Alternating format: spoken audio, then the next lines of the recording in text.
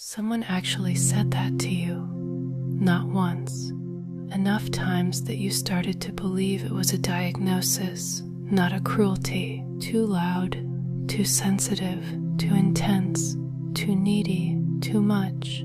You learn to make yourself smaller the way you learn anything repeated often enough, slowly, then completely. You started editing before you spoke, turning down the volume on your own voice before anyone asked you to, laughing a little less fully, crying in the bathroom instead of the room, choosing the smaller opinion, the safer feeling, the version of yourself that took up less space and caused less trouble, and for a while it worked. People seemed more comfortable, the room felt easier. You got very good at disappearing just enough in just the right places to keep the peace. But here's what happened that nobody warned you about. You got so good at shrinking, you started to forget what your actual size was. You started to wonder if maybe they were right. Maybe the real you was too much. Maybe the intensity was a flaw. Maybe the depth of feeling, the way you loved loudly and hurt deeply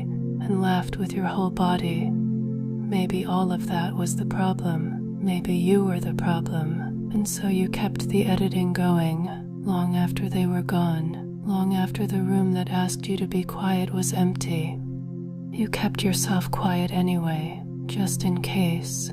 Here is the part that is hard to say, and also the most important thing I will say today. The people who told you that you were too much, they were not describing you.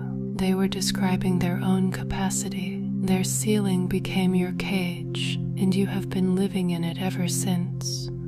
Too much feeling means you feel everything fully. Too much talking means you have something real to say. Too much intensity means you actually show up.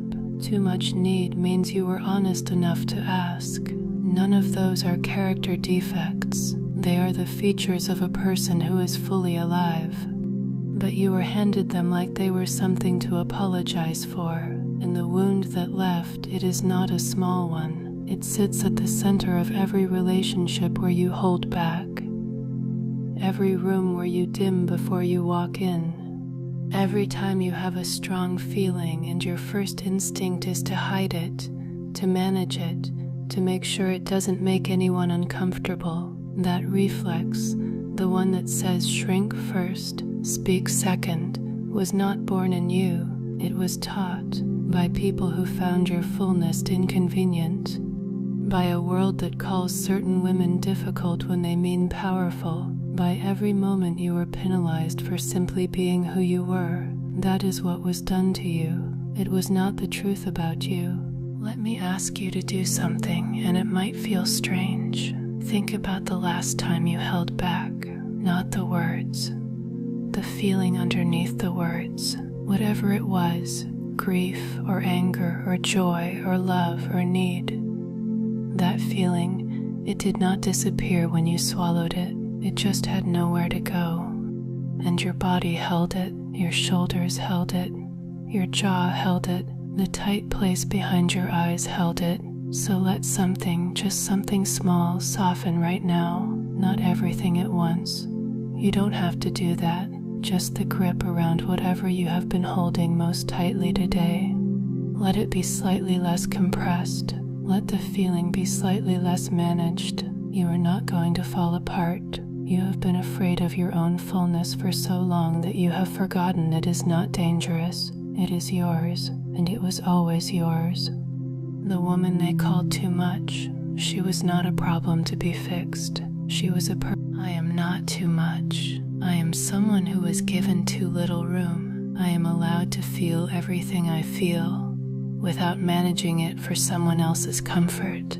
I am the woman who loves loudly, and that is a gift, not a burden. I am not required to be smaller than I am. I am allowed to have a strong opinion and keep it. I am allowed to need things. I am allowed to say so. I am someone whose intensity is not a flaw. It is fuel. I am made of deep feeling, and deep feeling is how I connect, create, and live. I am not difficult. I am specific. I am not dramatic. I am honest about what I feel.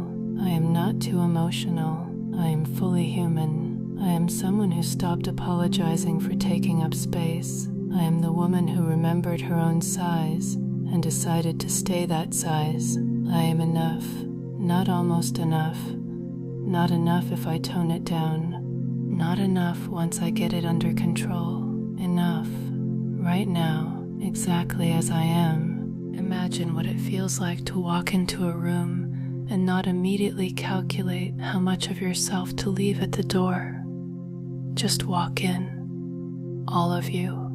The laugh that is too loud, according to someone who never mattered as much as you let them. The opinion that is too direct, according to someone who preferred agreement to truth.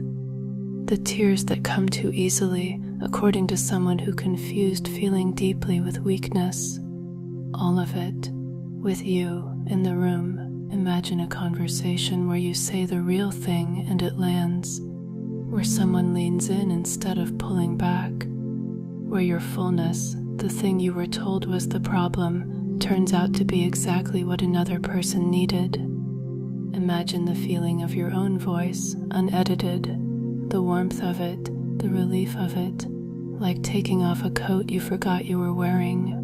That is what it feels like to stop shrinking, not loud, not aggressive, not out of control, just honest, just whole, just you, the full version, the one that was always there, finally given permission to stay. That is not far from here. That is one decision deep, and you are already making it. Years from now, you will think about this moment, not this recording. This moment inside you, the one where something clicked, where you understood, not just in your head but somewhere lower and realer, that the people who could not hold your fullness were never the verdict on your worth. They were just people with small hands, and you were never meant to make yourself smaller, to fit what someone else could carry. You were always meant to find the people with room, and to be the person with room, for yourself first. So here is what I want you to carry with you. Not a quote, not a reminder on your phone, just this. The next time you feel the instinct to shrink, to edit, to turn down the volume on yourself before anyone asks, pause there, just for a breath, and ask, whose voice is that? Because it was never yours. You were born full. You were born loud and warm and deep and real, and someone, somewhere along the way, handed you a smaller story. You don't have to keep it. You never did.